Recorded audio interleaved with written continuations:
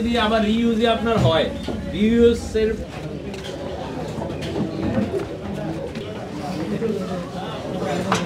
আমরা বিশেষ করে প্রথমে আমরা কৃষি অনুষদের ওখানে গিয়েছি। ওখানে বিশেষ করে 3টা দোকান দেখেছি। ওখানে খাবারের যে মান খুবই খারাপ একটা পরিস্থিতি, পরিবেশে খাবার ছাত্রদেরকে পরিবেশন করতেছে। আমরা দেখেছি যে তারা খাদ্যের যে মূল্য তালিকা বিশ্ববিদ্যালয় প্রশাসন থেকে যেটা দেওয়া হয়েছিল সেটা তারা মেনটেন করতেছে না, এবং কি মূল্য তালিকাও তারা সেখানে ব্যবহার করতেছে না।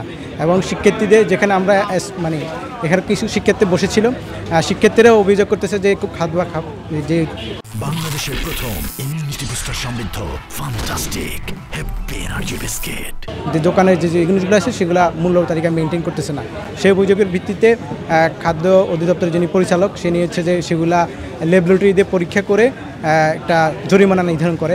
এখানে 3টা দোকানের জরিমানা নির্ধারণ করে, একটা দোকানে 5,000 টাকা এবং 2টা দোকানে 3,000 টাকা। আজকেই সিলসিলাতে আমরা দেখেছি যে তাদের অস্বাস্থ্যকর পরিবেশের কারণে এবং মেয়াদ উত্তীর্ণ খাবারের কারণে আমরা খাদ্য নিরাপত্তা অধিদপ্তরের যিনি পরিচালক সহকারী পরিচালক উনি 30,000 টাকা তাদের কাছ থেকে জরিমানা করা হয়েছে আর কি। সিলসিলা এলাকাতে আমরা একটি হোটেল দেখেছি যে হোটেলটার ভিতরে আসলে অস্বাস্থ্যকর পরিবেশে খাদ্য প্রণালী প্রস্তুত করা যাচ্ছে এবং নিরাপদ খাদ্য কর্তৃপক্ষের আমাদের যে মোবাইল ভ্যানটা আছে সেই ভ্যানে আমরা কিছু টেস্ট করেছি, যেমন পোড়া তেল পরীক্ষা করেছি, তারপরে যিনি পরোটা তৈরি করছেন তার হাত থেকে আমরা টেস্ট করেছি এবং সেগুলোর মধ্যে আমরা জীবাণুযুক্ত অবস্থায় পেয়েছি, যেটা দুঃখজনক।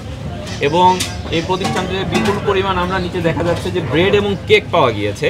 এই যে ব্রেড এবং কেকগুলো আসলে কিছু মেয়াদ উত্তীর্ণ এবং কিছুর এখানে কবে উৎপাদনের তারিখ এবং কবে পর্যন্ত তার মেয়াদ আছে কিছু উল্লেখ নেই, যার প্রতিশ্রুতিতে আমরা এই প্রতিষ্ঠান থেকে সতর্কতামূলক হিসেবে জরিমানা আরোপ করেছি এবং পরবর্তী নির্দেশনা প্রদান করেছি যাতে এরকমের ঘটনার পুনরাবৃত্তি না ঘটে। এবং বিশ্ববিদ্যালয় প্রশাসন এবং ছাত্রছাত্রীবৃন্দ, সিওয়াইবি, রাকসু সদস্য সকলে আমাদের সাথে আছে। আমাদের মনিটরিং কার্যক্রমে তারা আমাদেরকে সহযোগিতা করছে, তাদেরকে এই জন্য আমরা কৃতজ্ঞতা জানাচ্ছি। আমরা যে এক এক প্রতিষ্ঠানে এক এক রকম আইনের ব্যত্যয় দেখতে পেয়েছি, কিছু প্রতিষ্ঠান আমরা ভালোও পেয়েছি, তাদেরকে নির্দেশনা দিয়ে এসেছি পরবর্তী আরও কার্যক্রম সম্পর্কে।